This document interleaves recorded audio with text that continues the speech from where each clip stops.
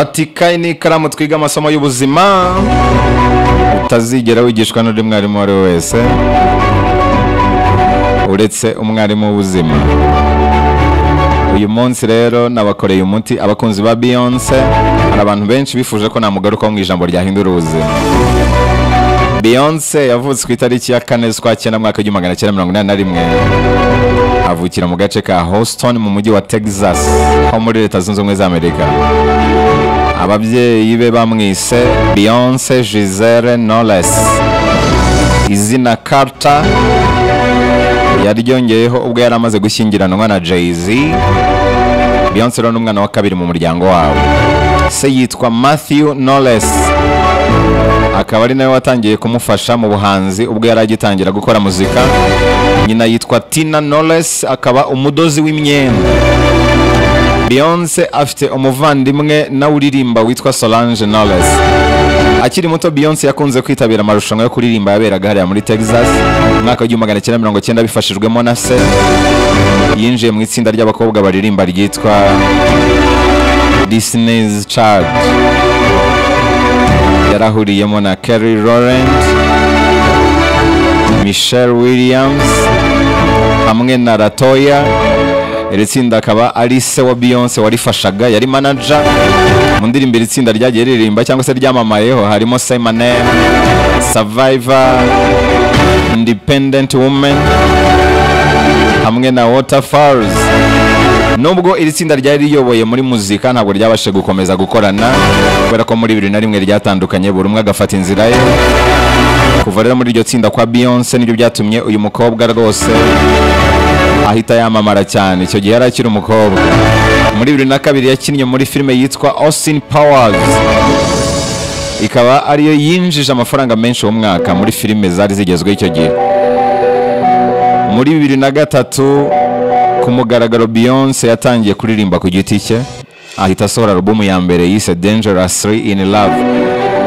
Iyi album yarakunzwe bikomeye ndetse indirimbo 5 ziriho zijya ku rutonde rwa Billboard Hot 100, ibintu bitari bisanzwe bibaho. Indirimbo zamamaye hirya no hino zari kuri album harimo Crazy in Love yakoranye na Jay-Z, Baby Boy yakoranye na Sean Paul. Iki gihe indirimbo ze nizo zacurangwaga cyane kuri radio na televiziyo mpuzamahanga, bituma rero Beyonce arushaho kumenyekana. Muri 2006 yasohoye album yise B-Day, imuhesha ibikombe 6 birimo 2 bya MTV Awards. Muri 2008 yasohoye album ya gatatu yise I Am Sasha Fierce, yamuhesheje ibikombe bikomeye cyane birimo 2 bya Grammy Awards. Muri 2011 Beyonce yakoze album ya 4 imuhesha Soul Train Awards. 2013 yasohoye album yitiriye izina rye yitwa Beyonce. Muri 2016 yasohoye album yise Lemonade, ikaba yaravuzwe hirya no hino bitewe n'indirimbo zariho zivuga ko bijyanye no gucibwa inyuma. Icyo gihe byavugaga ko umugabo we Jay-Z yamuciye inyuma. Iyi album niyo yagurishije cyane mu mwaka ndetse inamuhesha ibindi bihembo. 2018 yafatanyije n'umugabo we Jay-Z bakorana album bise Everything Is Love. Iyi album yaje itunguranye gusa ntibyayibujije guca agahigo ko gutwara Grammy Award 3 mu mwaka umwe. Hanyuma muri 2019 yasohoye album yitwa Homecoming, ari nayo yabaye ya mbere yakunzwe uwo mwaka. Hanyuma mu mpera za 2019 Beyonce yongeye gusohora album yakunzwe cyane yise The Lion King, The Gift. Akaba ari yahurijemo abahanzi bakomeye bo muri Afrika barimo Burna Boy, Wizkid, Yemi Alade hamwe na Tiwa Savage. Beyonce nanone azwi cyane mu nkuru z'urukundo rwe na Jay-Z, rwagize uruhare rukomeye cyane mu kwamamara kwe. Kubakurikiranye umuziki wo muri Amerika baza amateka y'urukundo rwa Beyonce na Jay-Z, uko yatangiye kuva Beyonce yatangira kuririmba aba muri rya tsinda nababwiraga haruguru. Byari bizwi ko afite umuhungu bakundana biganye ndetse baturuka no mu gace kamwe witwa Lindo Rock.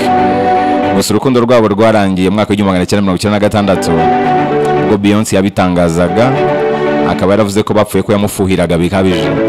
Kuva icyo gihe Beyonce niyongeye kujya mu rukundo kugeza mwaka wa 1999. Icyo gihe rero nibwo yahuye n'umuraperi kabuhariwe Jay-Z. kuva bombi bahura batangiye kuba inshuti za hafi gusa ntibahita bakundana. Iyo babazwaga niba bakundana buri umwe yasubizaga ko ari inshuti magara gusa. Mu mwaka wa 2001 nibwo Jay-Z yaje kubwira Beyonce ko amukunda. Byari bimeze nko korosoro wabyukaga. Beyonce nawe amubwira ko yamukunze kuva kera. Urukundo rwakomeje gusa naho rugirwa ibanga bakabihisha itangazamakuru, ariko kenshi bagafotorwa bari kumwe basohokanye, bigatuma abantu benshi bemeza ko bakundana. Kuba Beyonce yarakundanye nawe rero ari bwo agitangira kuririmba ku giti cye byatumye ahita yamamara byihuse mu itangazamakuru. Buri gitaramo Jay-Z yakoraga yajyanagamo Beyonce, bimufasha no guhita abona abafana cyane ko abafanaga Jay-Z bahise banafana Beyonce. Urukundo rwabo rwakomeje kuvugwa cyane hirya no hino ku isi, bituma couple yabo bayita power couple ndetse bakemeza ko ariyo ya mbere mu muziki. Ibi byaterwaga nuko ku ruhande rw'abahanzikazi Beyonce yari amaze kubaka izina, yari amaze kubakubita inshuro, naho Jay-Z akaba yarayoboye abandi bahanzi, amaze no guca uduhigo dutandukanye, cyane ko yari we mwirabura wa mbere watwaye Grammy Awards. Muri 2007 Jay-Z yatereye ivi Beyonce amwambika impeta y'urukundo amusaba ko babana iteka ryose. Muri 2008 mu ibanga rikomeye Beyonce na Jay-Z bakoze ubukwe, batumira imiryango yabo n'inshuti za hafi gusa. Batangaje ko bakoze ubukwe nyuma y'amezi 6 bubaye. Nibwo berekanye amafoto n'amashusho yabo. Muri 2010 ndetse na 2011 Beyonce yahuye n'ibyago byo gusama, nyuma ariko inda zikavamo inshuro ebyiri. Uyu muhanzikazi avuga ko ari byo bintu bibi bibabaje yanyuzemo mu buzima bwe bwose. Hanyuma muri 2011 mu birori bya MTV Awards, Beyonce nibwo yahishuye ko atwite umwana w'umukobwa. Tariki ya 7 z'ukwa mbere 2012 Beyonce yibarutse imfura ye na Jay-Z, umwana w'umukobwa bamwita Blue Ivy Carter. Urukundo rwa bombi rwakomeje gukomera, ari nako barushaho kwamamara kugeza muri 2016 ubwo Beyonce yasohoraga album yise Lemonade, ikubiyeho indirimbo zivuga ko Jay-Z yamuciye inyuma. Iki gitangazamakuru nta kindi ryavugaga uretse ibi. Beyonce na Jay-Z rero akandi gashya kababayeho nuko bongeye gushyingirwa bwa kabiri muri 2018. Nubwo itangazamakuru ryavuga ko urukundo rwabo rugiye kurangira, bakaba bakwaka gatanya, yaje gutungurana ubwo ku itariki ya mbere z'ukwa 2017 yerekanye amafoto agaragaza ko twita impanga, ndavuga Beyonce. Iyi rero niyo yabaye ifoto ya mbere ikunzwe cyane abantu benshi kuri Instagram, murabyibuka. Mu kwezi kwa 7 rero ko mwaka nibwo Beyonce yibarutse impanga y'umuhungu n'umukobwa ku bitaro byitiriwe perezida wa Amerika Ronald Reagan. Muri 2018 nibwo Beyonce yerekanye bwa mbere impanga ze, anavuga amazina yazo abinyujije mu kinyamakuru kabuhariwe Vogue magazine. Impanga y'umukobwa yitwa Rumi Carter, naho umuhungu akitwa Sa Carter. Muri 2020 Beyonce yasohoye filime yaciye agahigo, ni filime yitwa Black is the King. Avuga ko yituye umuhungu we Sa Carter mu rwego rwo kumwigisha no kumukundisha umuco w'abirabura akamenya n'aho aturuka. Kuva muri 2003 Beyonce yatangira muzika, amaze guca uduhigo twinshi cyane rwose. Hari nk'agahigo yaciye kari gasanganywe nyakwigendera Michael Jackson. Agahigo ko kuba umuhanzi mu mateka y'isi wahawe ibikombe byinshi birimo ibikomeye kurusha ibindi, ibikombe 28 bya Grammy Awards. Beyonce rero afatwa nk'umuhanzikazi wa mbere muri Amerika uryoshya urubyiniro, aranahenze cyane kurusha abandi bose. Mu kumutumira mu gitaramo ni uhenze.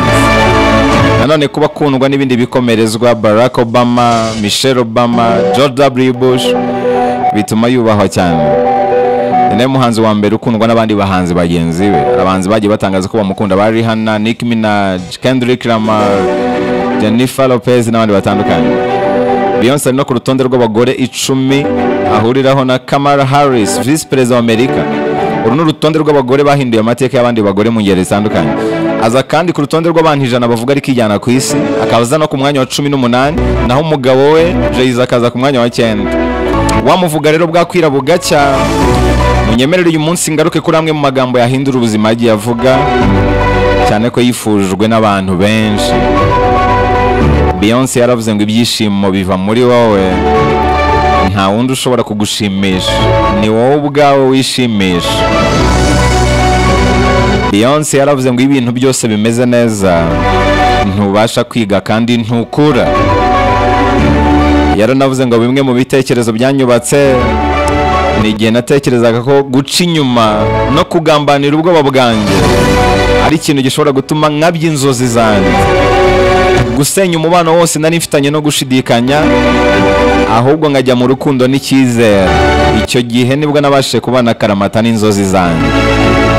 Muri make, kugira ngo ushyingiranwe n'inzozi zawe biragusaba gukora divorce n'ubwoba no gucana umubano no gushidikanya.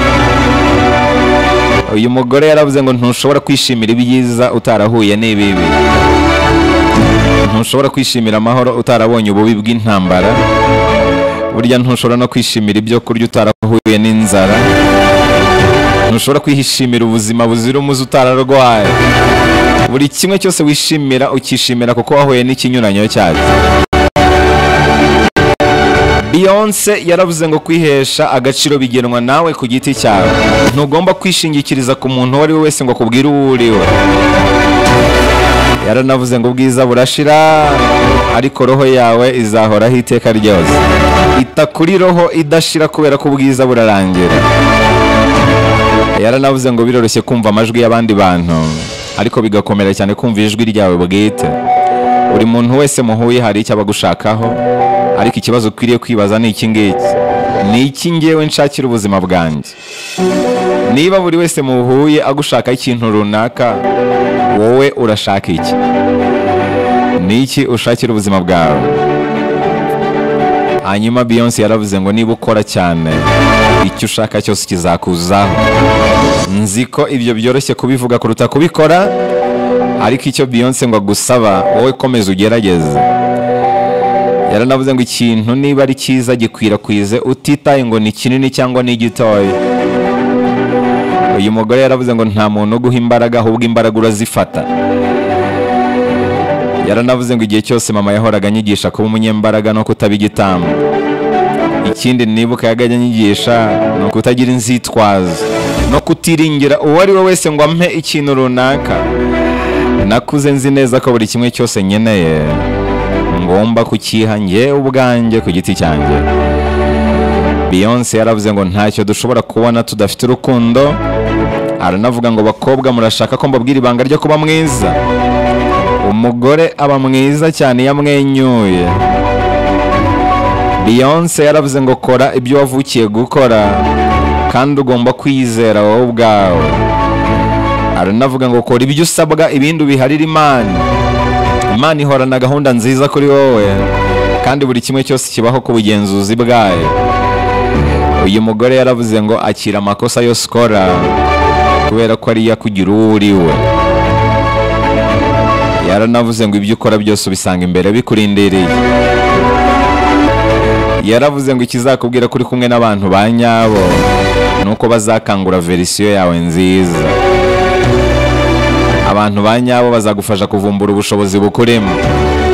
Hari inyandiko nahoze nsoma igaragaza uburyo mu turemangingo twacu abahihishemo imbaraga n'ubushobozi dukomora ku bakurambere bacu. Burya niyo mpamvu kumenya ibisekuruza byawe ari byiza, ukamenya ibikorwa abakurambere bawe bakoze, by'umwihariko ibikorwa by'ubutwari. Niba sogokuruza wawe yarakoze ibintu bihambaye, birashoboka ko nawe mu turemangingo twawe harimo ubwo bushobozi. Ubwo bushobozi rero ubuvumbura ryari? Ubuvumbura iyo wihaye challenge, iyo wistresheje bwa bushobozi bw'abakurambere bawe busanzwe businziriye muri wowe burakanguka. Ipase muremure, rekeraho kuba muri comfort zone. Uko wipasa muremure niko ubushobozi businziriye muri wowe bukanguka. Beyonce yaravuze ngo ikintu gishitura abandi buri mugore wese akwiye kugira no kwigirira icyizere, kwihagararaho, kugira confidence. Yaranavuze ngo namenye nyiri muto ko nta wundi muntu ufite inshingano zo kunyitaho uretse njye ku giti cyanjye. Arongera aravuga ngo ntekereza ko rimwe na rimwe ari byiza ko umuntu ahangayika. Icyo ni ikimenyetso cy'uko ubyitayeho. Iyo bitaguhangayikishije burya uba urangaye.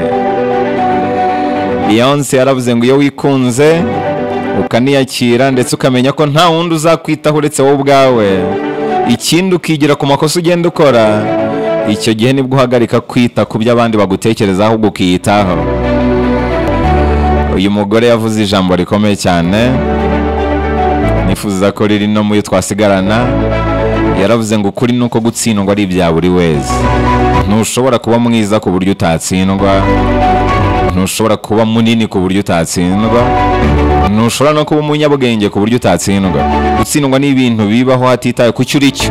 Ikibazo si ugutsindwa, ahubwo ikibazo ni ukudakura isomo kuri uko gutsindwa.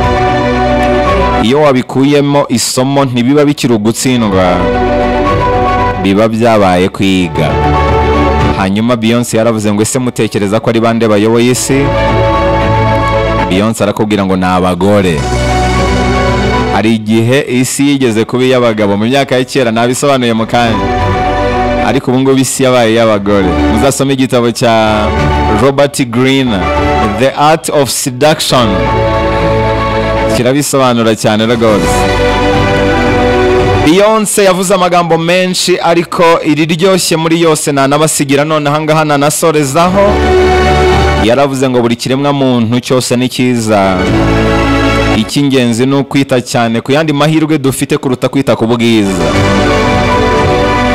Ubwiza bw'umukobwa bushobora kumugeza ibwami, ariko ubwenge bwe bukagena igihe azamarayo. Hari andi mahirwe abantu bakwiye kwitaho kurusha uko bamara umwanya munini bita ku bwiza. Reka rero mbashimire mwese twabanye mu nzu y'ibitabo y'uyu munsi.